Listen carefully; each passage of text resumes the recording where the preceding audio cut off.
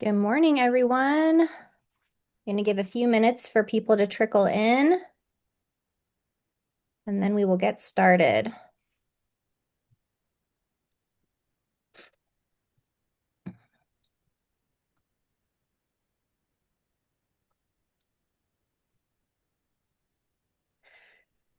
So, good morning. I'm Liz Radley, Director of Marketing and Communications at World Trade Center, Utah, and I have the pleasure of facilitating today's conversation. We hope everyone had a wonderful break last week for the 4th of July, and we're happy to have you back today.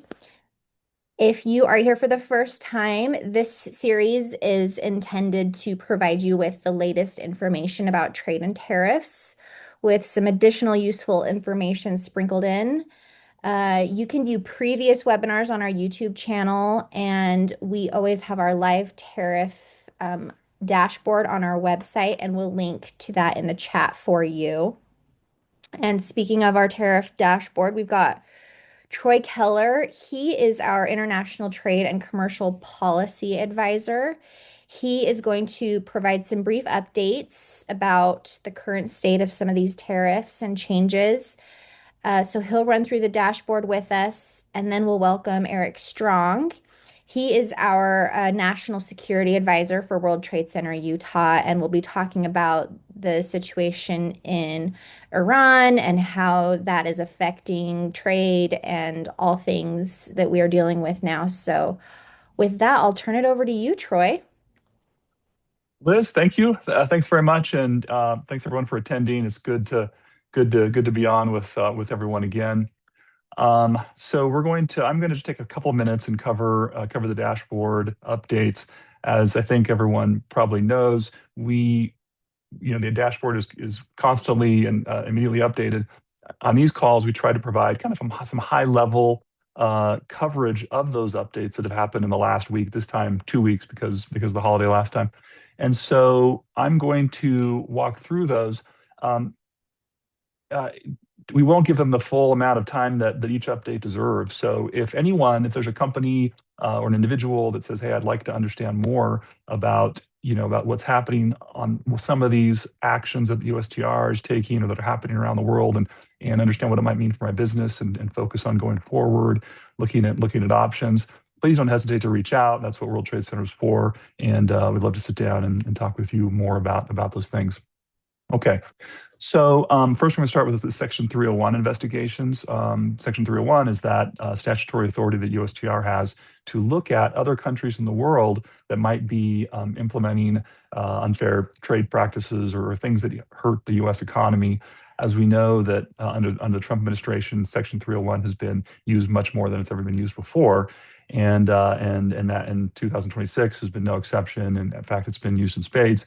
There's the obvious corollary when the Supreme Court struck down the IEEPA tariffs earlier this year. USTR immediately pivoted to its 301 authority. The difference with 301 is its process. It requires investigations, and then tariffs can be applied at the end of those after comment periods and hearings. And so that has been ongoing over the last few months. But right now we're kind of a key stage on several of these. So, for example, investigations specific to Brazil, which has really been ongoing announced over a year ago, but that closed. The comment period closed on July 1. Tariff hearing was held earlier this week. I think we can expect to see in coming weeks some pretty significant tariffs proposed against Brazil. Vietnam, similarly, Vietnam was the first country in, I think, over a decade to be identified as a priority foreign country. So, like China and a couple of others, Vietnam. It's not a huge deal, but it's a big deal. And so I think that signals a desire by the administration to open some additional negotiations with Vietnam. This gives them It's kind of a warning, a kind of a shot across the bow. So we'll see how that goes. But that investigation period, comment period, also closed earlier this month. The big ones have been two that USTR opened again right after the IEPA hearing after the IEPA authority was struck down, and one of those, so the one was forced labor, and the other was kind of structural overcapacity. The structural overcapacity targeted 16 countries. The forced labor investigation addresses 60 economies, and which encompass those same 16. So some of those are kind of being investigated for two different things. Those hearings, the comment period closed on those on July 6th. The hearings were on July 7th, and expect to see those the tariffs coming out of those coming pretty quickly. And the reason why we should expect that is because, and I'll pivot to this for just a second and then come back to 301, is because very shortly the Section 122 tariffs, which have been that additional kind of 10-12% that USTR implemented right also at the time the IEEPA authorities struck down, those expire on July 24th, and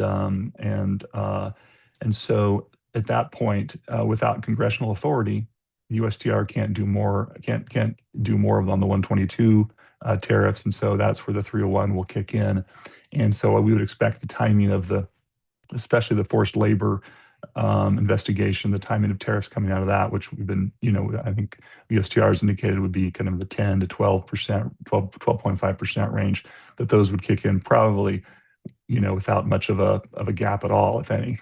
And so again, focus on July 24th and on the 301 tariffs picking up where the Section 122 ones expire.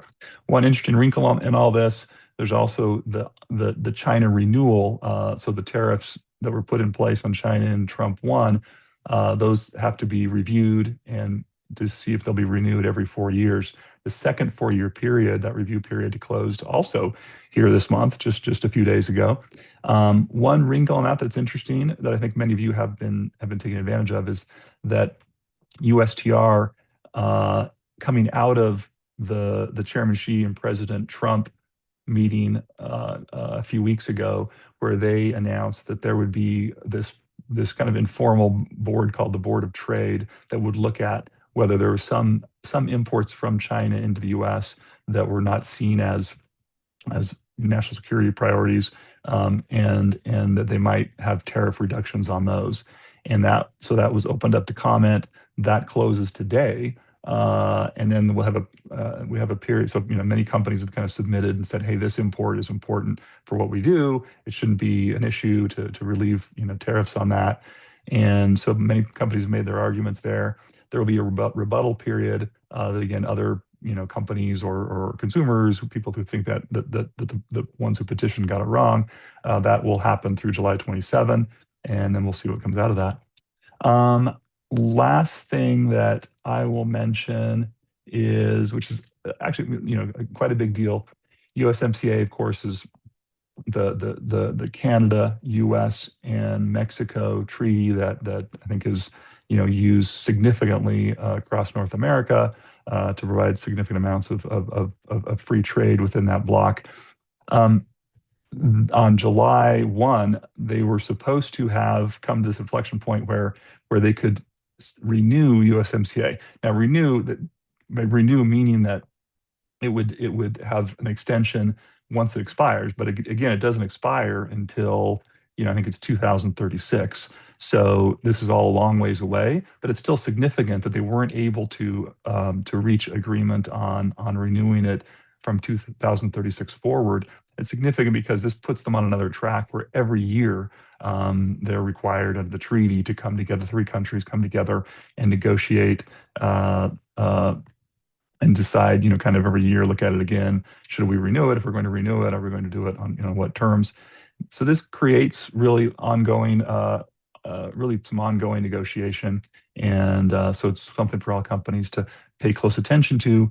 There's also been talk about how it has converted a little bit to bilateral rather than multilateral discussions. USTR has announced it's going to talk first just to Mexico, and then Canada after that.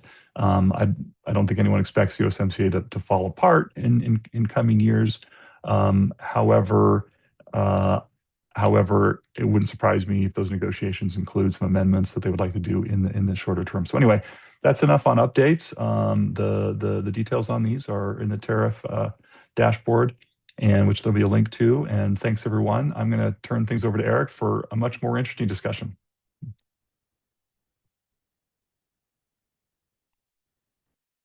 Thanks, Troy. Good morning, everyone. My name's Eric Strong. Let me go ahead and share my screen first as I get here. Can everyone still hear and see me okay? Yes, we can see Okay. you and hear you. We don't see your screen yet. Okay. 1 second, please.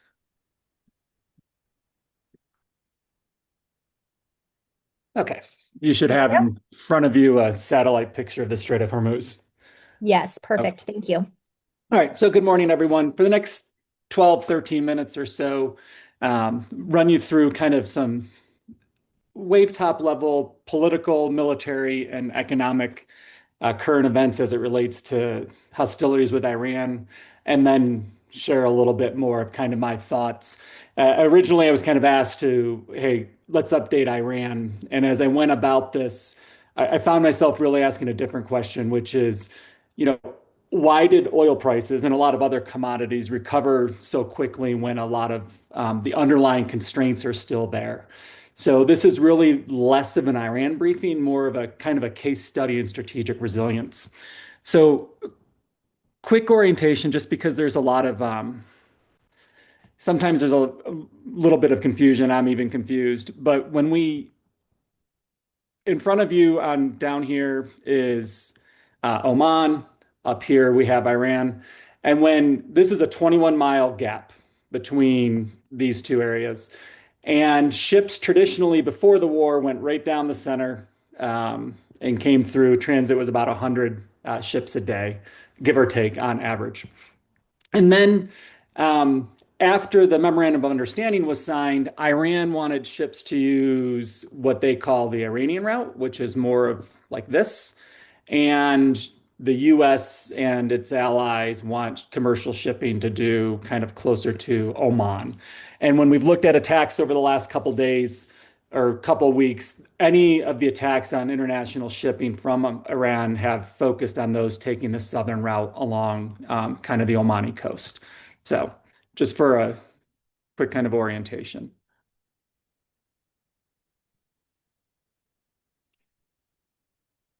1 sec, technical difficulty here.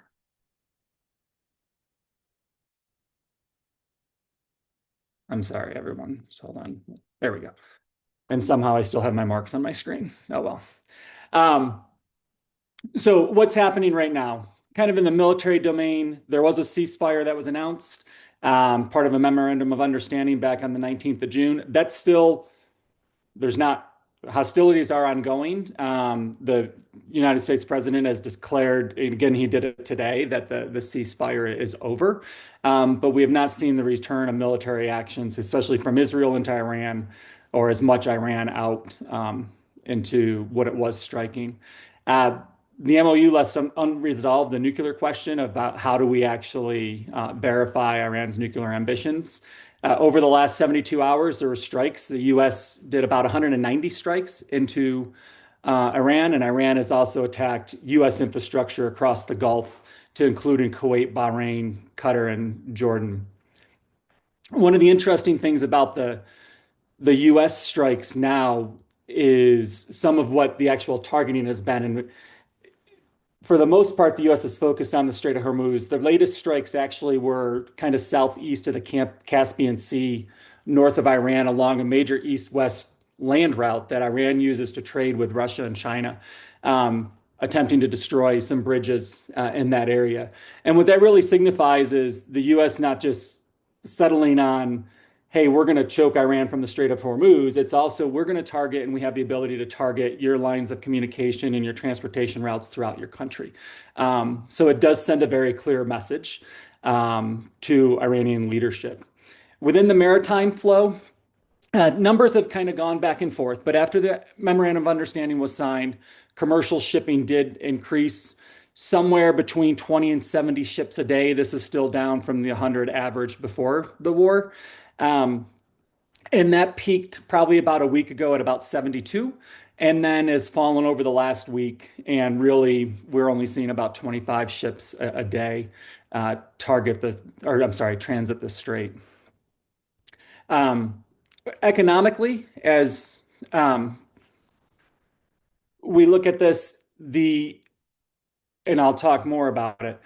War risk premiums for shipping are still approximately 3 to 5% of a ship's hull value to transit the strait. So that's about 10 to 15 times higher than before the war. And at its height, it was pricing about $5 a barrel more per cost of a barrel of oil. The International Energy Agency and the Energy Information Agency within the US both kind of show that the physical system, and specifically transportation, is constrained when we look at shipment across through the Gulf. And so really what we're looking at is if the physical system is still stressed, why did prices fall? So this chart shows over broadly from the spike of about $120 a barrel in April for the peak of oil to where we are now. I think it closed yesterday at about $74. But I think the more important question for this audience is less the cost of oil, which is important, but it's also the shipping. Because for me, this is really the constraint as we look at the future. And the markets, they're not waiting for shortages, they're continually pricing on probability. And you can see the forecast for third quarter of oil trading at about $74 a barrel. And that's assuming that there's no continuation of hostilities. There's been a significant from December of last year until kind of April, May of this time frame. The world lost about 6 million barrels a day of oil to the global supply. The oil hadn't gone away; it was just could not get it to the market, and so it's really a transit, not production, became the constraint.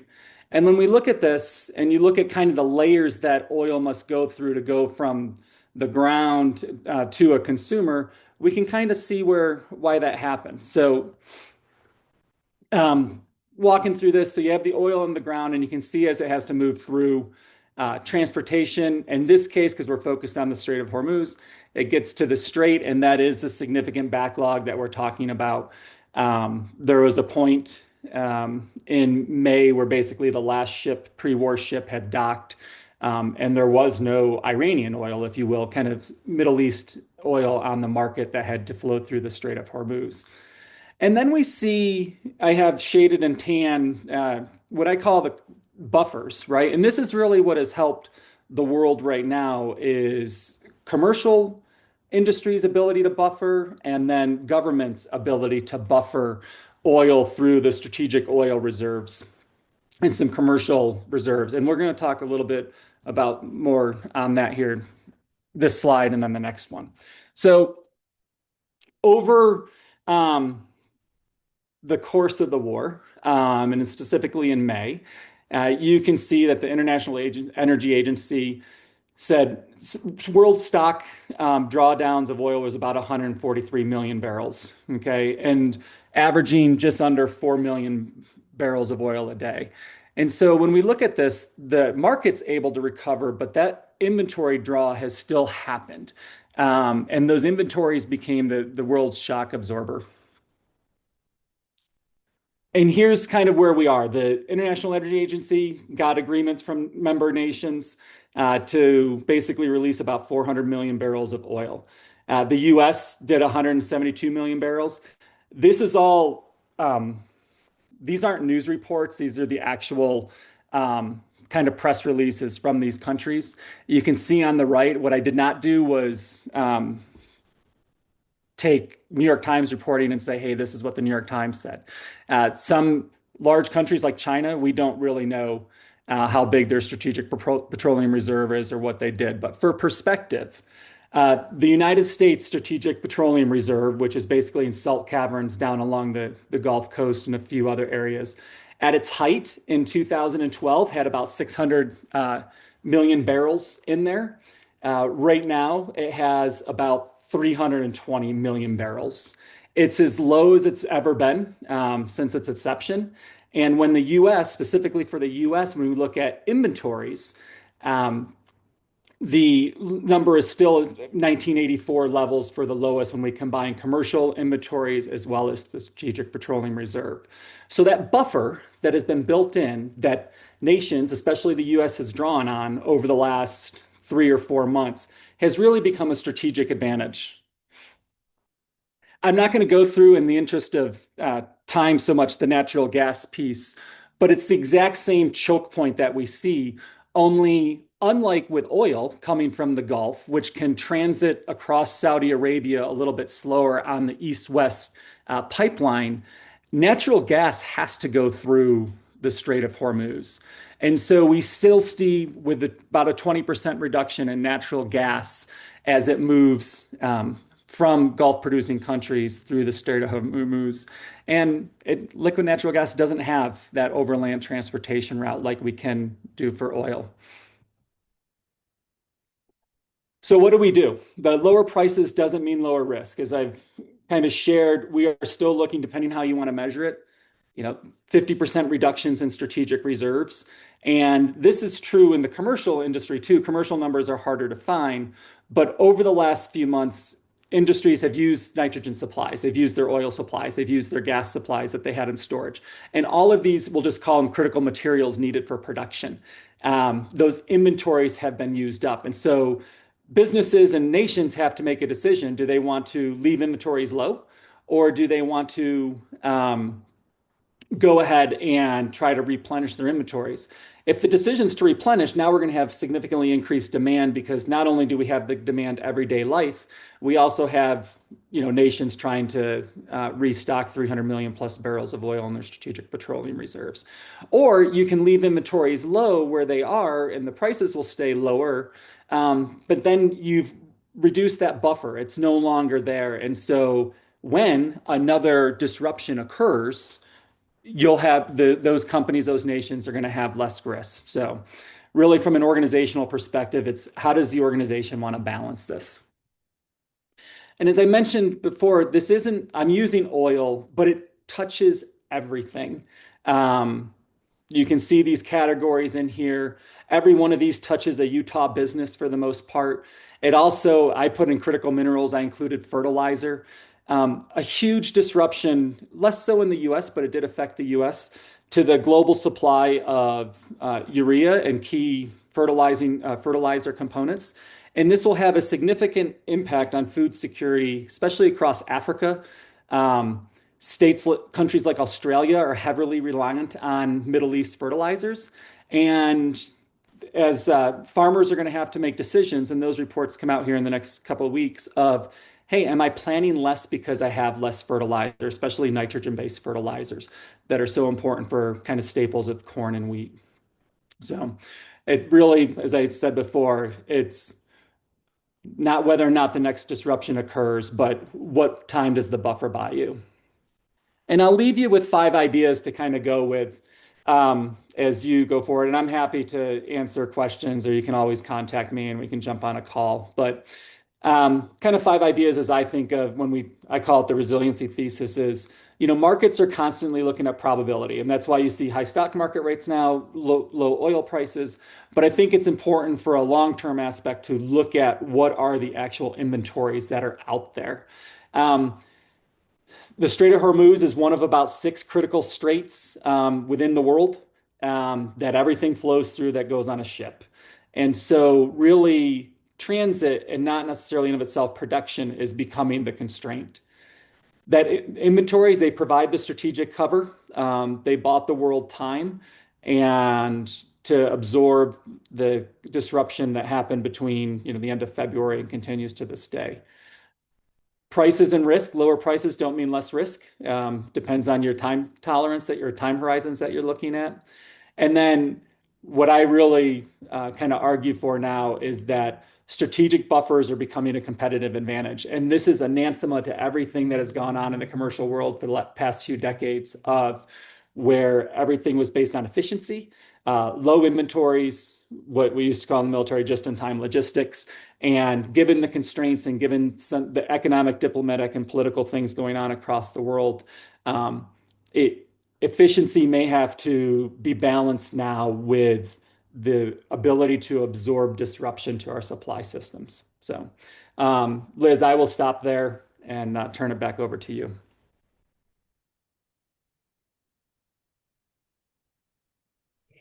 Thank you so much, Eric. We do have some time for questions. If anybody has some that they would like to post in the chat. Just for me, I would like to know, is there a light at the end of the tunnel? Is there anything positive ahead that we can think of that you are looking forward to or anything that we can not panic about? Yeah, I actually think the diversification of supply chains and not being focused on specific regions, whether it's, China for critical minerals, whether it's energy, especially for Europe and Asia going through the Middle East. I think the expanded horizon is actually an opportunity. When we look at just take energy, right? The US has more or less moved to a net energy exporter. That's great for energy systems. I think as the US and its allies and partners recognize the constraints and the ability for some nations to hold, my words, kind of a world hostage with disrupting shipping. I think finding those diversifications leave a lot of opportunities for Utah businesses and for US businesses and our allies and partners. And as we've talked about before, war is horrendous. Among other things, it's the least efficient thing we can do. But this, I think, has been a clear call of, hey, just truly what the constraints are in a modern world in terms of trade. Over.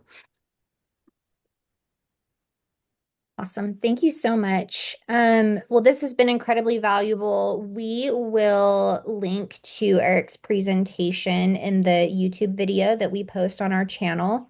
So if anybody is interested in having his slides, and again, Eric is one of our advisors at World Trade Center Utah, so we are always happy to connect you with him for a one-on-one conversation if you are interested in learning about some of the risks and opportunities for your business. Between Eric and the rest of our staff, we can certainly help advise you on that. Thank you, Troy, for your update on the trade and tariff panel. As always, we keep that updated daily, and it's constantly changing. So bookmark it on your web browser so you can keep up to date on all of those things. And we hope everyone has a wonderful week. Thank you so much. Thanks all.